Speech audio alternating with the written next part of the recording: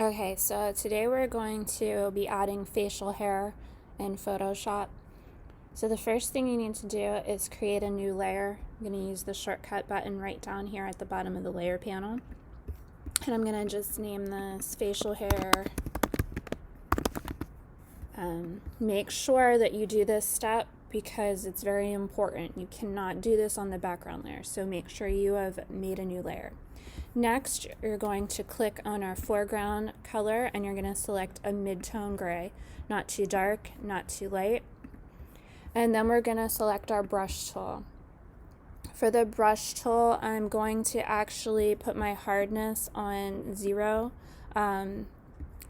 It's pretty much up to you what you decide on. So we're going to have a fuzzy edge. We can clean it up and make it crisp later. I'm going to double check, make sure I'm on my facial hair layer over here in the layer panel, and then I'm going to go ahead and I'm going to paint.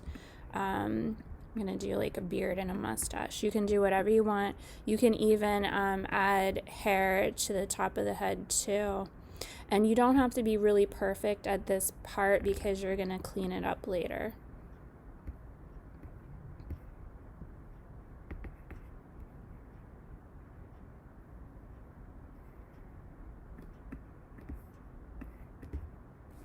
Now you can adjust the size of the brush tool, of course. The shortcuts are the bracket keys next to the P key on your keyboard. Okay, I'm gonna just pull this up a little bit more. Okay, and again, it doesn't have to be perfect. Okay, now after you've done this, what we're gonna do is we're going to add some noise.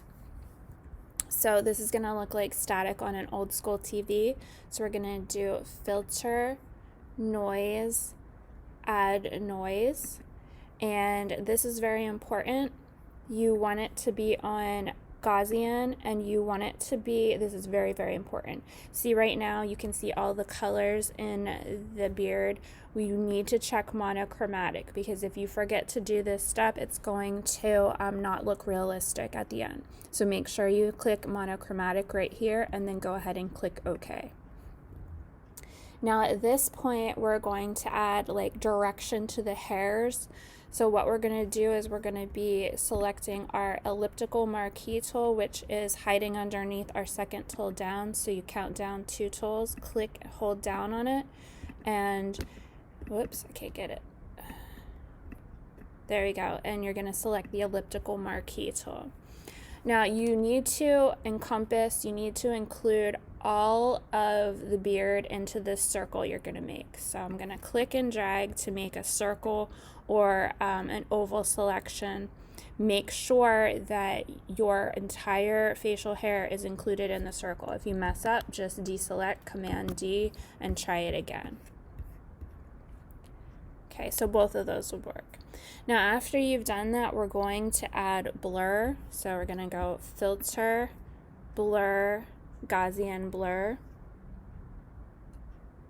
Oh, I'm sorry, I said the wrong one. Filter, blur, radial blur. My mistake.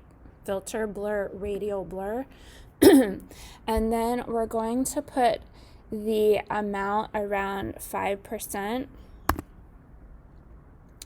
And you're going to want the method to be on, I think that's right. Hold on, let me just get that. You want it to be on zoom and then OK.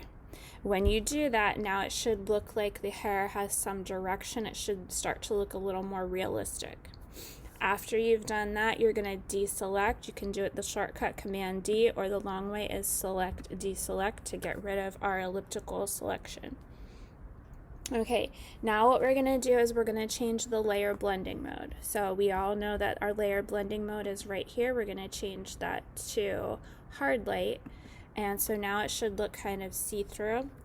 And after we've done that, we are going to, now we're going to give it a trim. So you can see over here I need to take some off. So I'm going to just grab the eraser tool.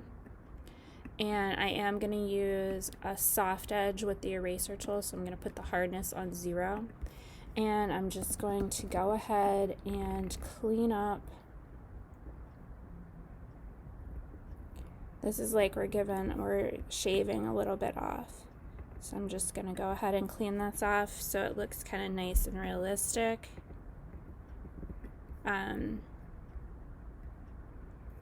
And now at this point, we're ready to add some shading. Now, depending, yours might match really nicely and look natural. If it doesn't, you can use the burn tool, which the burn tool we've used before. It's right here. It looks like the little hand. The burn tool can be used to darken. So if you just go brush over the area, it will darken it. And sometimes maybe you want to lighten an area, or maybe you want to make it look like age him a little bit and make him look older. If you want to do that, you can use the dodge tool to lighten some spots. So I'll just show you.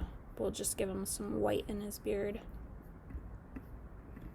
Okay. So pretty easy, pretty simple, and it's fairly quick. So if you don't like your outcome, you can just delete that facial hair layer and start again.